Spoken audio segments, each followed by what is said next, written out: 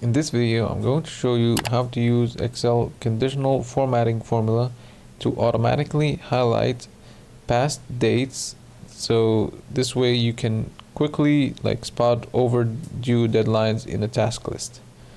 So here you can see I've already applied it. So today's date is November 14. So you see it doesn't highlight today's date or future dates, but it highlights only the past dates.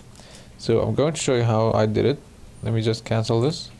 First, you have to select the entire data column, and then go to conditional formatting, highlight, more rules, then use formula, and then you have to type in this formula, equals.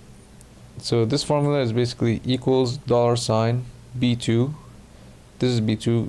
B2 should be the first cell in your data column, less than today's date.